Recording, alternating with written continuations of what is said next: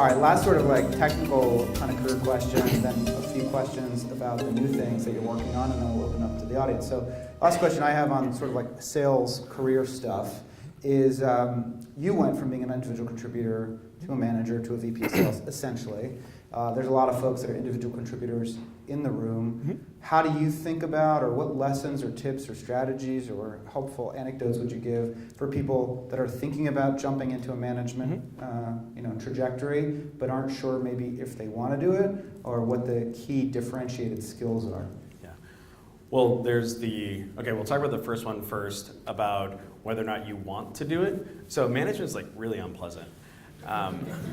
And so I think that oftentimes the problem that folks have is they see management as being like, well, obviously that's how I progress my career because that's how I ought to do it. But it's a very different thing than being an individual seller. And in fact, oftentimes very successful individual sellers make for very bad managers, and because the behaviors are so different.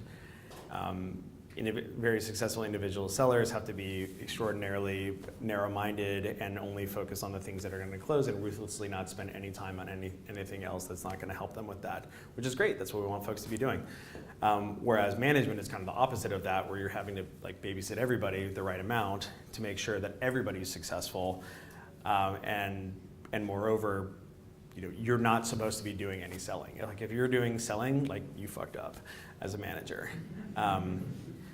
I think a lot of founders or executives don't really get that, and there's this prevalent, I will say, I'm not a fan, I'll hesitate to call it misguided, concept of a team lead, where they say, we want to give this person management responsibility, but we kind of also want the numbers that they've been bringing in, so they kind of carry a quota, but I'm not sure.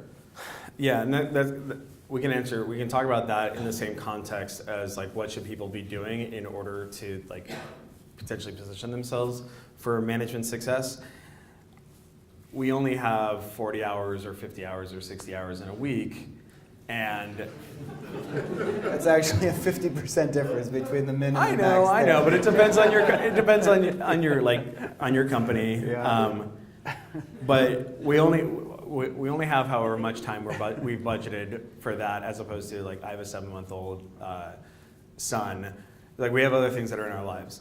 Cool. So then what are you going to spend that time doing? And so you can use that when evaluating this notion of a team lead. Okay, cool. Well, like if they're going to hit these numbers right here, what are the activities that go into that? How many customer-facing meetings are required? How many subsequent meetings are required? How much prospecting behavior is required? How much email back and forth and proposal construction and all that bullshit? Okay, cool. Well, like if we're going to layer in some management behaviors here that take time, are we just going from 40 to 50 hours? Are we going from 40 to 60 hours? Or are we going to say, actually, you can have fewer customer-facing meetings? Or are we just supposed to, you're supposed to magically have a higher ASP all of a sudden to make up for it? Like, at least have a rational approach for that, as opposed to just being like, yeah, you're going to continue to do, $600K in bookings a year, and you're going to babysit these 5 folks as well. So I think that it can probably be done. I've never had team leads on my organization. Although now that I think about it, what we've had is kind of like micro team leads, where each individual had a slice of responsibility, and this kind of goes to how you can position yourself for success and start getting your foot in the door with respect to management.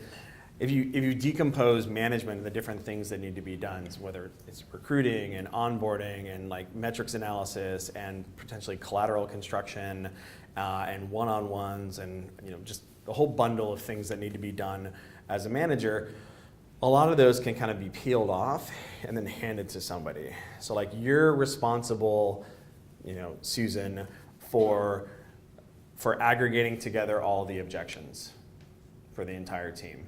Because that's something that like a manager might spend his or her time doing, assuming that you don't have sales enablement help.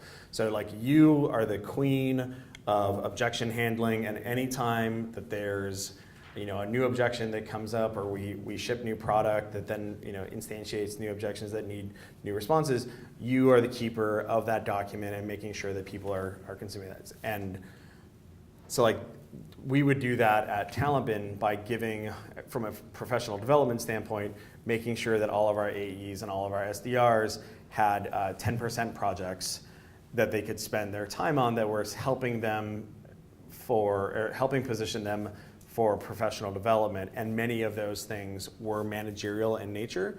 Some of them were not, right? So it might have been, okay, I want to be an account executive who's going from being an SMB account executive to mid-market, or mid-market to enterprise. The 10% projects there could be things around that professional development, as opposed to I want to be an AE manager. Okay, you want to be an AE manager? Great. Your 10% project is going to be to bring me 200 profiles of compelling AEs that match our ideal hiring profile off of LinkedIn, and their email addresses, and then a drip campaign that we're going to carpet bomb them with to hire them. Go. Fair enough.